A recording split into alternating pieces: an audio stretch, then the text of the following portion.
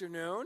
I'm joined today by two fine medical students from the Wayne State Medical School, Lucia Wong and Michael Montman, who have been a huge part of our response to COVID-19. I'm going to give them an opportunity to talk about their contribution. They're typical of the way so many people in this community have pulled together.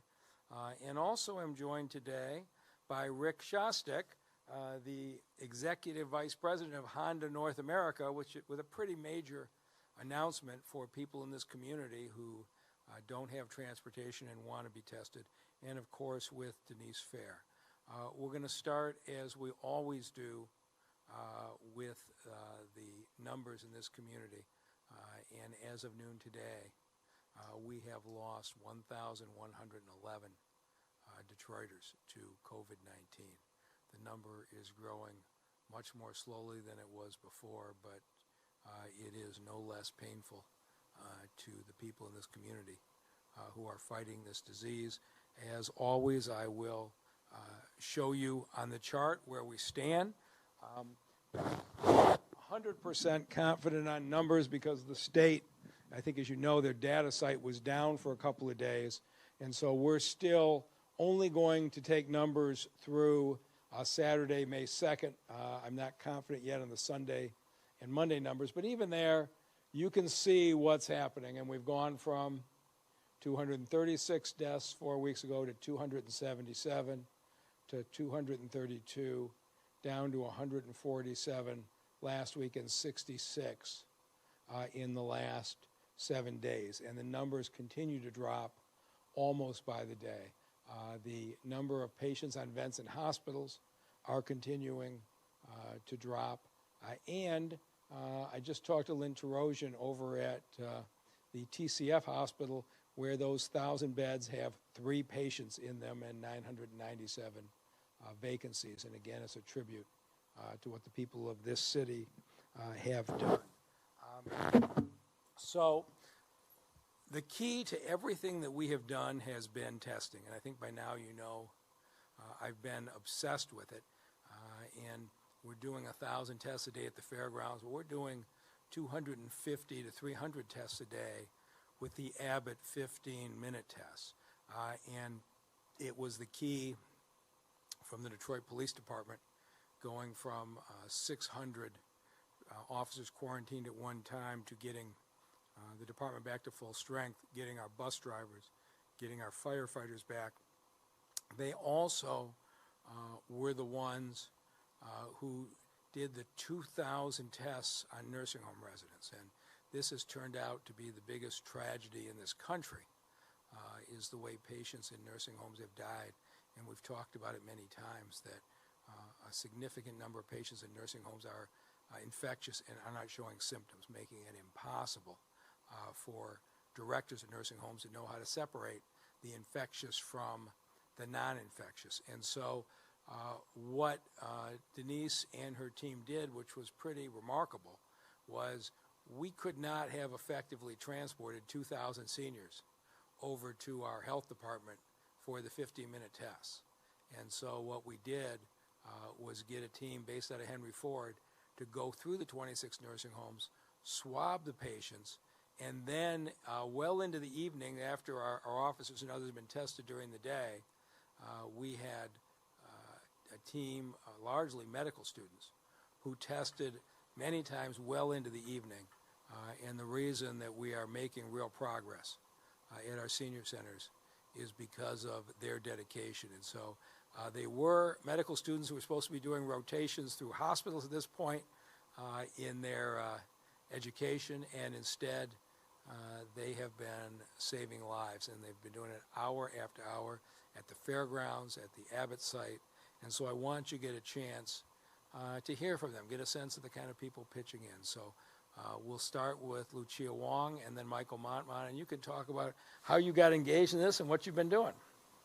My name is Lucia. I'm a rising fourth-year medical student at Wayne State, and I want to be an infectious disease doctor. As Mayor just explained, we were pulled out of rotations in March because the hospital wanted to conserve PPEs for the nurses and the doctors. So like many of like the hundreds of med students, we started looking for opportunities to volunteer. And so I happened to be volunteering at the fairgrounds, and then I was called to volunteer in the rapid testing at the Detroit Health Department. And this has been the most wonderful opportunity I could possibly have had. I am going to medicine for infectious diseases, so I thought that I wanted to go to help to learn about the virus, to learn about how to treat. But the surprise was I learned something more important, that was learn how the city comes together for something like this, how the health department do alliances with like, for example, the Global Health Initiative of Henry IV, how the city come together to feed the volunteers, how, I mean, that was just beautiful. And the other thing was that we got a crash course in public health, and then we got to interact with all the first responders. I mean, the first responders, policemen and paramedics, bus drivers, everybody has been so receptive to us as students. They have been thankful, and we always feel bad because I feel like they are the true heroes. They are the ones that go out to the street. They are the ones that risk their lives. And they have been very candid. They share their experiences with us. They share the sacrifices they make and the risks they take. So I think just meeting them and talking to them in this different setting has been one of the most rewarding things, that I experienced. Lucia was the person who gave me the good news that I was negative, so that was a definite highlight. Michael, go ahead. Yeah, sure. I'm a rising third-year medical student at Wayne. And when we got started in this, it was I was just about to head into clinical rotations, but that got canceled. And so after having a few weeks to be off from school, getting this opportunity to do this and to be useful in a way that I could be useful, was just great to get involved with. It's really been a great learning experience and still have that clinical interaction with people, even though we're not in the hospital.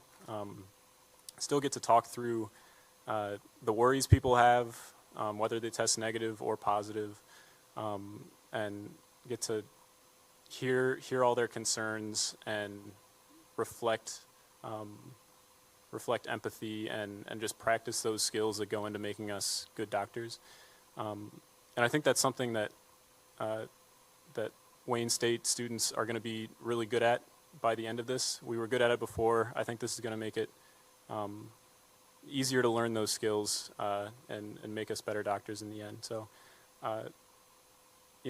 volunteering and community service is a really big part of our experience at Wayne State Medical School. And so being able to keep that part of our medical education going and to really be able to help out in this crisis has been, it's been a good use of my time and learning experience, and hopefully provided some benefit to the city. So You've been great, and President Roy Wilson has made sure that Wayne State University has been a huge asset to the city in fighting this in so many different ways. And I wanted the people of the city to get a chance to hear from a couple of the many volunteers from Wayne State.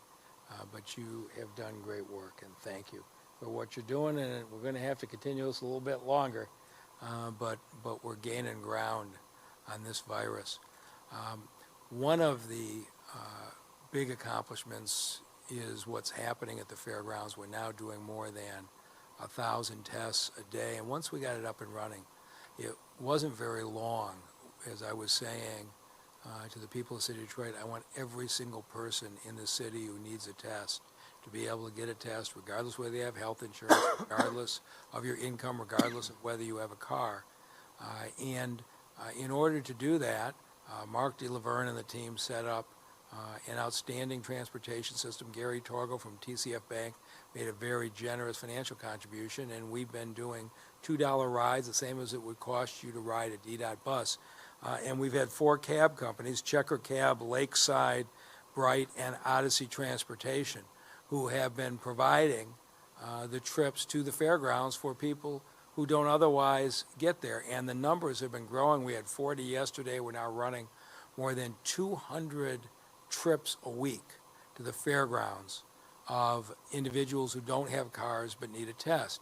And you can understand that the cab drivers, while the patients have their masks and the cab drivers have their masks and there's intense cleaning protocols between each trip, the cab drivers sharing that enclosed space, that airspace, has been a source of some uneasiness.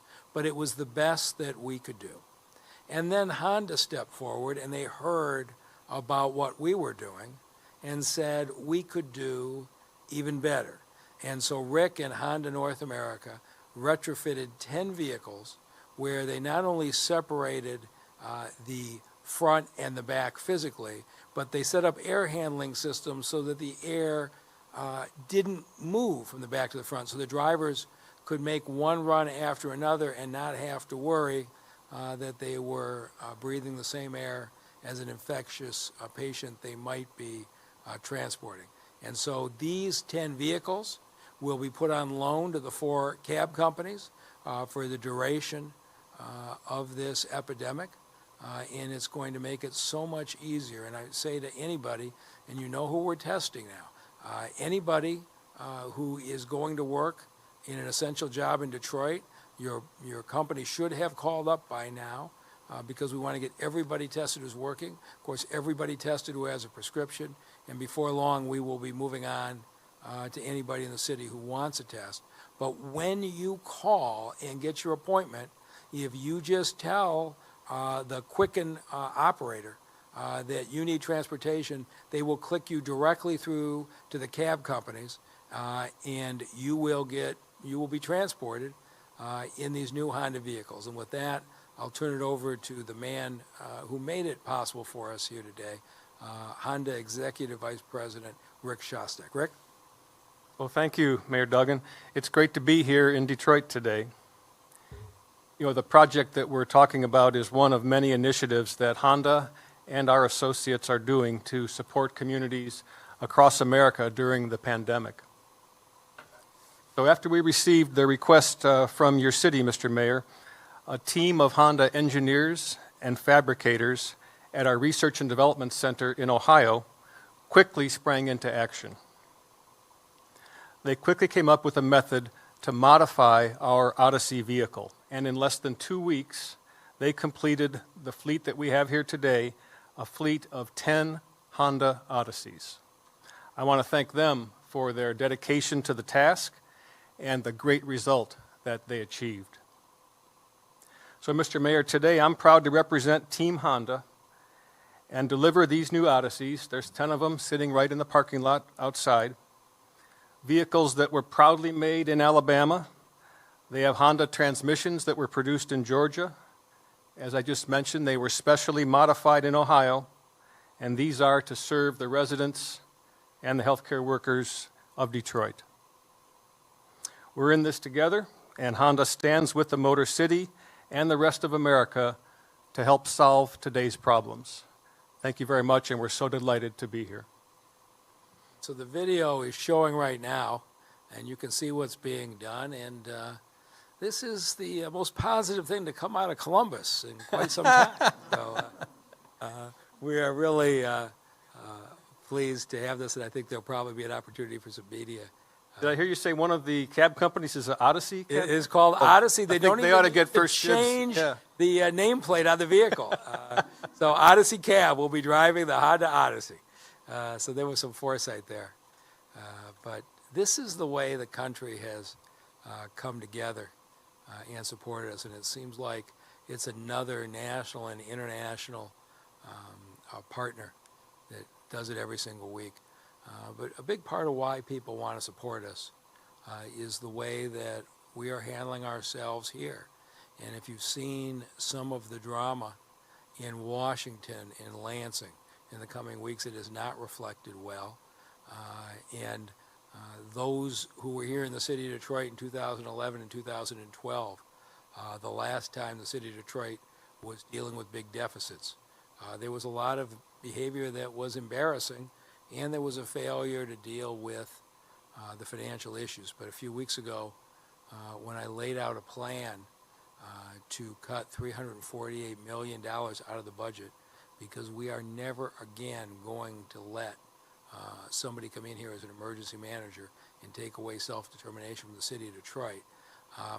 We actually had submitted a budget to City Council before that, and we had to announce that in addition to the $150 million being cut from this year, they were going to have to cut $194 million from the budget that had already been submitted. And Dave Masseron, our CFO, has done an excellent job.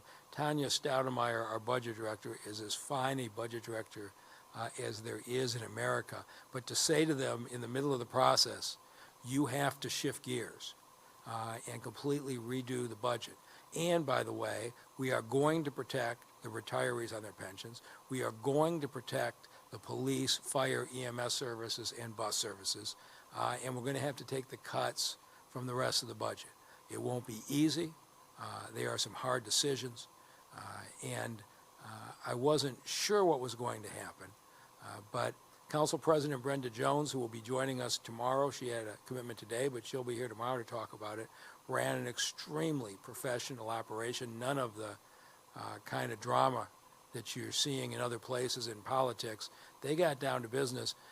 And the chair of the Budget Committee, Janae Ayers, just set a tone from the beginning that said, if you want to talk about changes, I want to talk about cutting more, not cutting less, because we're going to preserve Detroit's self-control, and just did a wonderful job.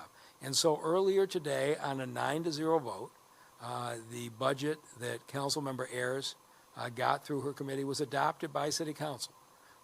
And the disagreements we had were professional disagreements over which money should go where, and we worked them all out together. No name calling, no histrionics, just professionalism. And we have now a budget adopted starting July 1st. The 2021 budget is we have a balanced budget.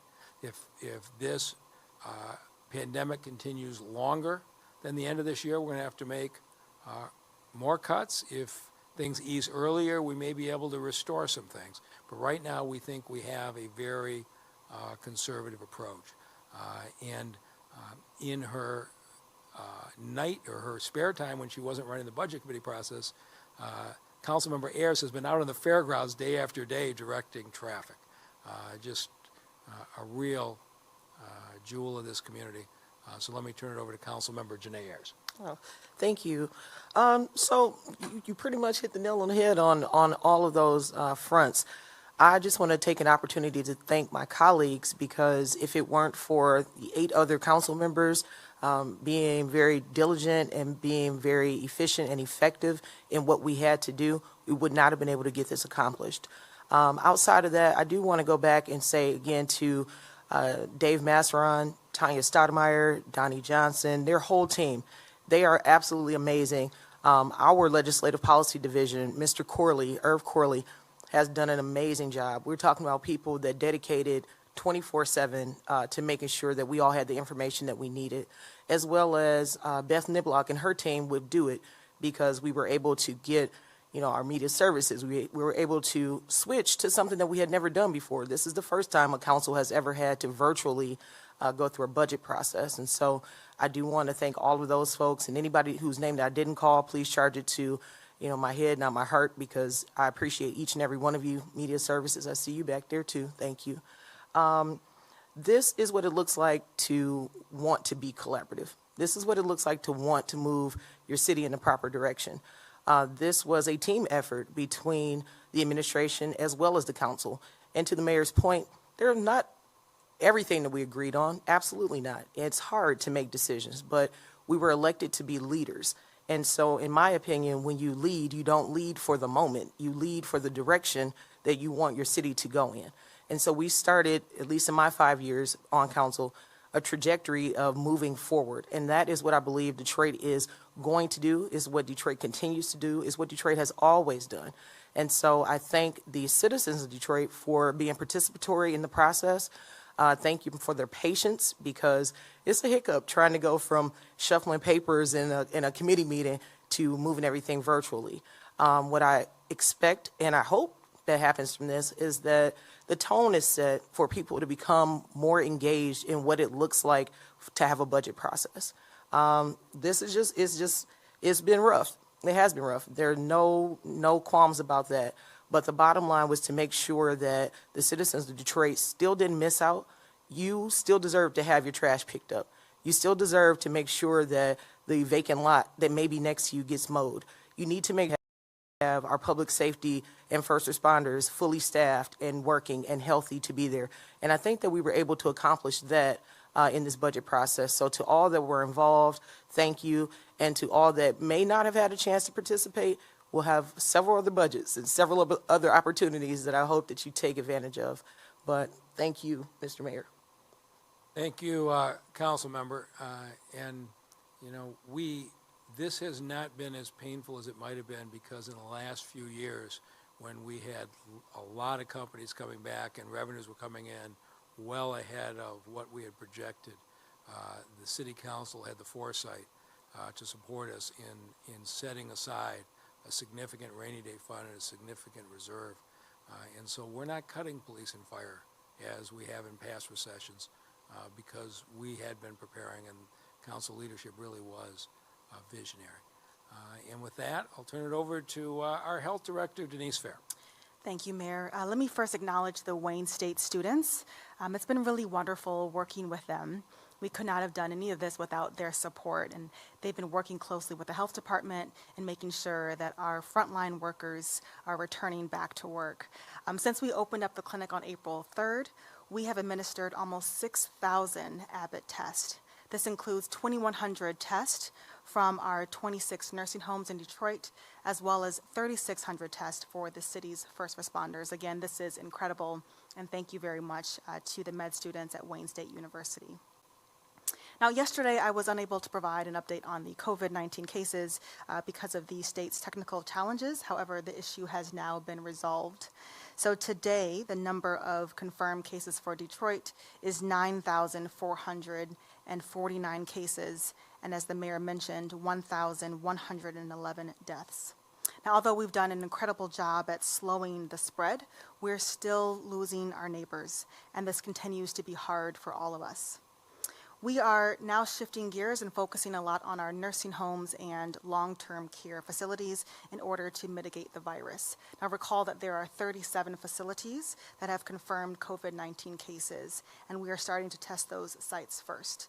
As of today, we've completed testing at 23 sites, and as I mentioned yesterday, we are seeing an infection rate of around 10%.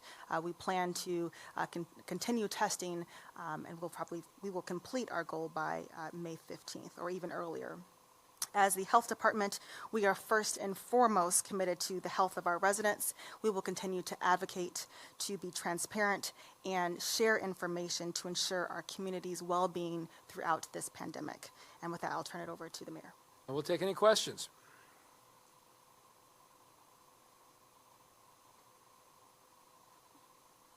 Good afternoon, ML Elric, Detroit Free Press.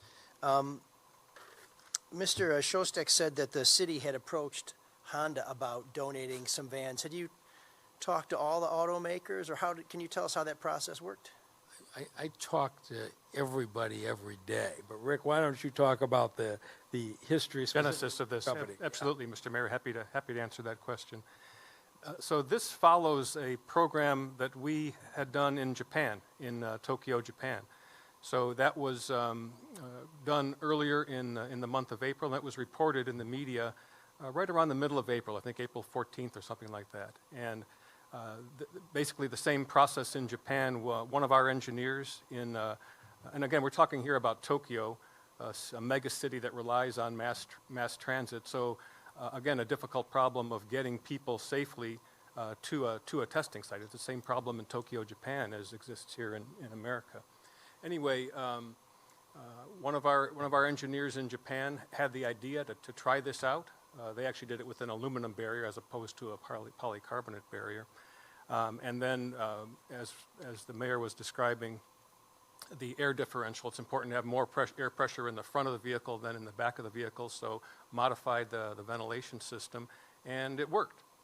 There's a small fleet of, it's not the same vehicle, the Odyssey is only sold here in North America, but a different vehicle in Japan. There's a small fleet of those with various municipalities in Japan. Anyway, that was reported. The mayor's staff saw that reported and called us up and said, can you do that here? And we said, I think we might be able to. Let us give it a try. And 2 weeks later, they're done, and the vehicles are here. So it really follows the model of a program that we did in Tokyo, and we're so happy to be able to, so happy that the city of Detroit called us, and happy to be able to respond. And are there other American cities where you're doing this or have plans to roll this out elsewhere? Good question. This is the first, this is our pilot program, the first time we've done this. So we've got this fleet of 10 Odyssey vehicles out there. You know, Honda's very customer focused, and when I think about this application of this vehicle, I think about two customers. I think about the driver, and I think about the passenger. And we want to keep them safe and do a good job for them. So we'll be looking forward to quick feedback on how this is going here in the city of Detroit, and we are definitely open to speaking to other municipalities about similar opportunities. And by the way, there's nothing I would say so special about the Honda Odyssey minivan.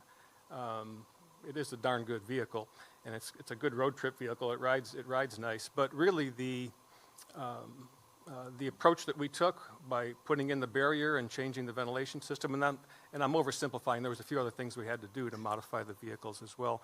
But I think that could be done on really lots of different kinds of vehicles. So we at Honda are certainly open to talking with other automakers, with other manufacturers, and sharing our know-how. And I think the more we can do in various municipalities around this country, the better.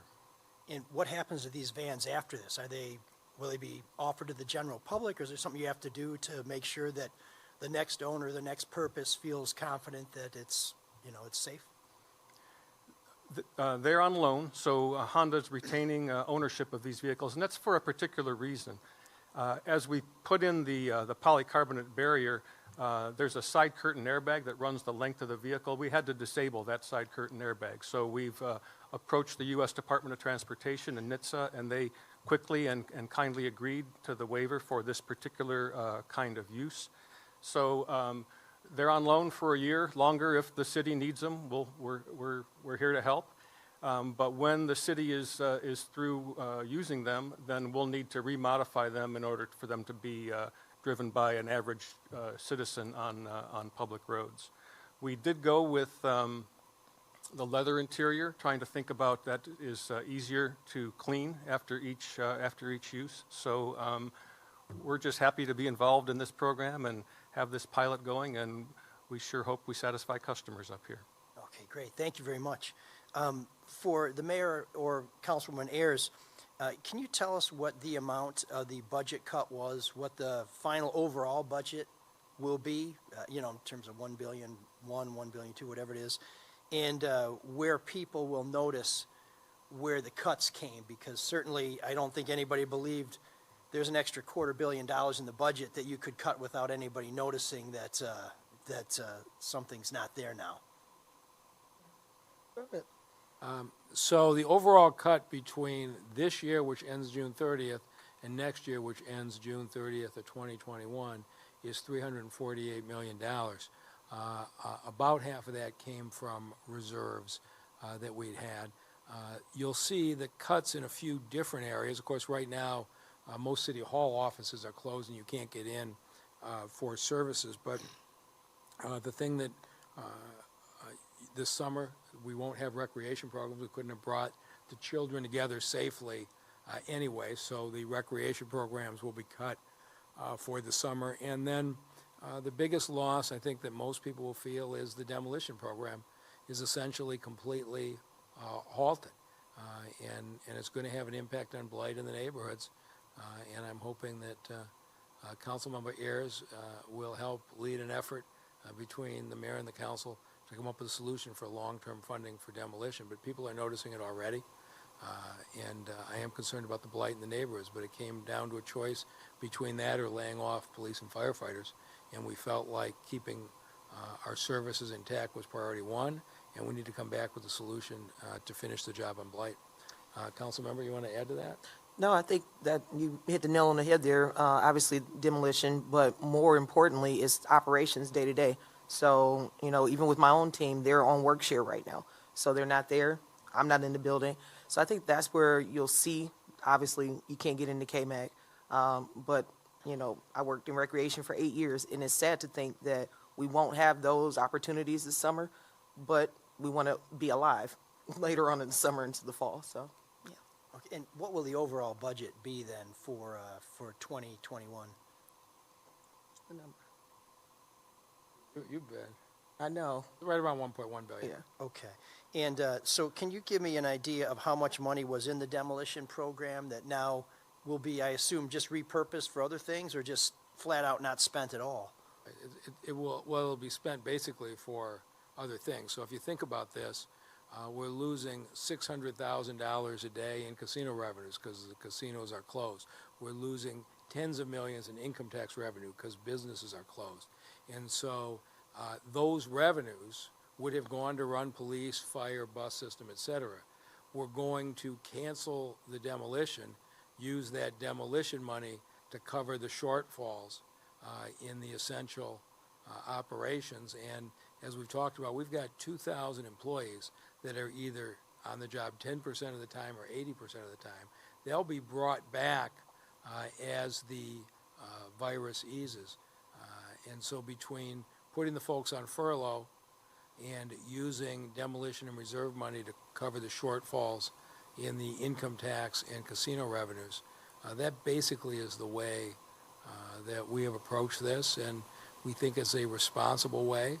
Now I see Nancy Pelosi has pushing legislation today to help local government, and while we think our problem is bad at $348 million, the city of New York's dealing with a $10 billion deficit. Las Vegas's deficit is way proportionately higher than anybody else's because, of course, the entire city shut down. So everybody in America is dealing with this one way or another. We stepped forward right out of the gate, said, here's the deficit, here's what we're going to do. We're going to act early and decisively. It's a lot less painful to act early and decisively than to dawdle around for a couple of months and then have to make much deeper cuts. And I wasn't sure how council would react, but council got on it immediately, held the hearings immediately, and acted decisively. And does that deplete the rainy day fund? There's a statutory amount of $50 million or so that we have to keep, and so we are keeping that. We had put additional rainy day funds that were over and above what the state law required in the bankruptcy legislation. So we are spending the extra rainy day funds.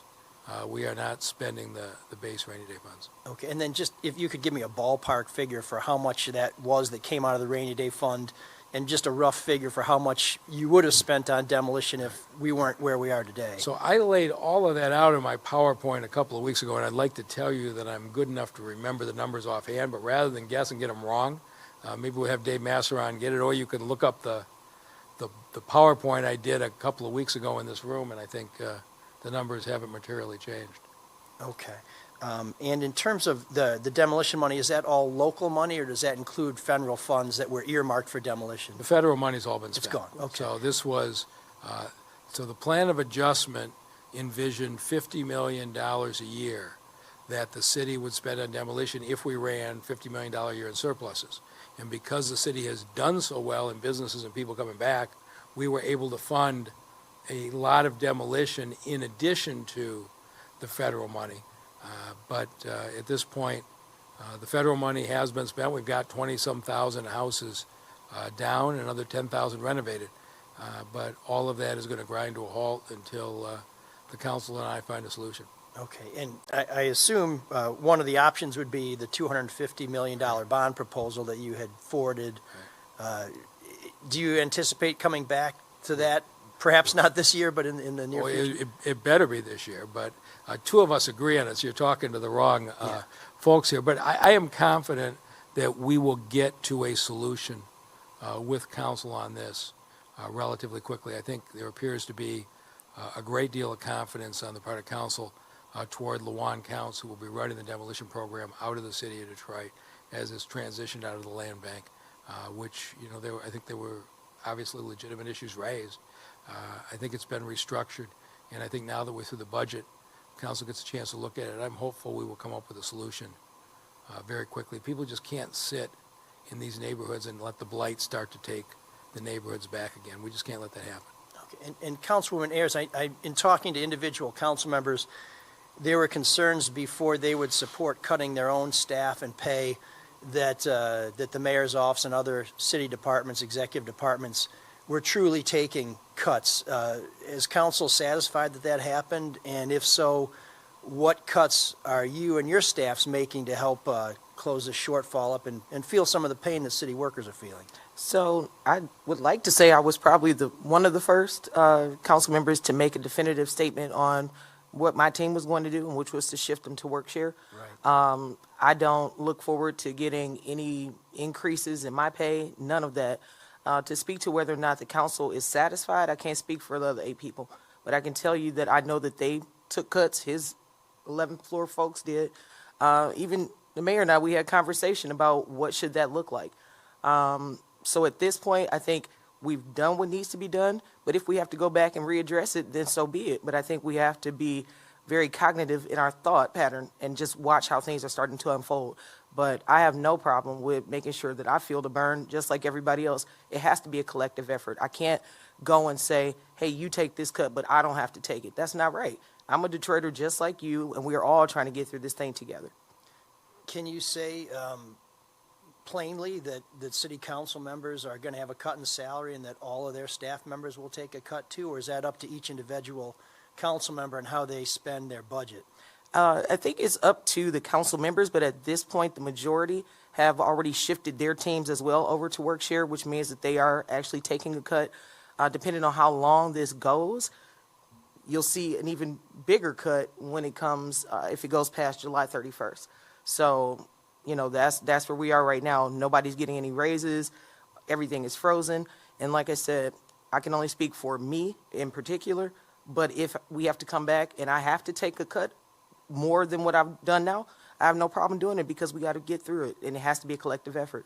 Okay, so the actual council budgets, because as I understand it, council has an amount of money to spend as they see fit. Those amounts have been reduced Yes. as part of this. Okay, and last question from me, I think, is there any role that council can play in trying to renegotiate contracts with the city and working with the independent agencies that you don't have any say-so over to see that they also reduce their budgets to help share the pain? Is that a shot at, like, the land bank? No one in particular. I come in peace. Okay. Well, we know that we have, with procurement, they have already started renegotiating all types of contracts with their dealings with the city and what that looks like and what it looks like currently and going forward. With independent agencies, in example, the land bank, they have taken a cut as well. And so, again, I think that if that's something, as time goes on, where we know, okay, this looks like it's going to be even more money that needs to be figured out in the budget, then we'll have to address it. We have to be creative with it. But it is something that's going to have to happen if we see that that's fit. Okay, great. Thank you very much. Thank you. Okay, Mr. Mayor, we've got a few questions from reporters who are not with us today. First one is off topic from Ken Coleman at Michigan Advance regarding State Rep Karen Whitsett. And he wanted to know if you're troubled by her having met with President Trump and the positive thing that she said about him. Karen Whitsett is an excellent state rep who was suffering from COVID-19 and feels that hydroxychloroquine helped her, and she expressed that. There is room in the Democratic Party for a whole range of opinions, and I think we need to get friends to stop fighting with each other and pull together right now. We definitely need all Democrats pulling together. Okay. A couple of reporters have asked about the reports of the activity on Belle Isle in the last couple of days over the weekend, and talk about possibly restricting activities or access to Belle Isle and other state parks, and want to know if you had any thoughts on that. Yeah, well, you know, I didn't have to wait for reports. You know, I drove this city all weekend. I drove every foot of Belle Isle at least 6 times on Saturday and Sunday. And when you drive the parks, Rouge Park and Palmer Park and Chandler Park, the big parks in the city, we aren't seeing real problems with gathering because the Detroit police are visible. Most of the times I drove through those parks, I saw a Detroit police car. Chief Craig and the police are just regularly in the parks, and when group starts to get a little too big, they go and talk to them and they split up, which has been great cooperation. And in the neighborhoods, when the groups start to cluster, the neighbors call the police and the police are there and they break up, which is how we've gotten through this so effectively without curfews, without closing parks. What I saw as I drove through Belle Isle on Saturday, and really probably till about 2 o'clock on Sunday, there were a lot of cars, but there's no problem with cars gathering. You don't have to have social distancing of cars. There's no problem with the cars parking together. It's what do you do when you get out of the cars? And at least for Saturday and most of Sunday, people were getting out of the cars and they were distancing pretty nicely. What I did not see in the 6 times I was through, there were any state police. And so as Sunday went along, you could start to see what was happening as the expectations were when the police cars are showing up in the other parks and police cars aren't showing up here, you start to get a reaction. But I know Chief Craig has talked to Colonel Gasper at the state police. The Detroit police and the state police have a great relationship. And I'm confident that you're going to see the state police provide the same kind of visible presence on Belle Isle that the Detroit police are providing in all the other parks. And I think it'll be just fine. We just need to have a consistent police presence everywhere, and driving home the point that we all believe in the governor's social distancing order here in the city of Detroit, and it's going to be enforced calmly and consistently throughout the city. Okay. Ingrid Kelly from Fox 2 is working on a story regarding Airbnb, which apparently has made a statement that they're not going to authorize parties or events in any of their properties in areas where public health concerns regarding COVID prohibit gatherings like that. And they want to know if you had any, if you're aware of it or if you had any thoughts on it. Well, I have the sponsor of the Airbnb ordinance with us here. You want to discuss Airbnb? Oh, Airbnb. So any of those hosting platforms, I would hope that they're just being responsible.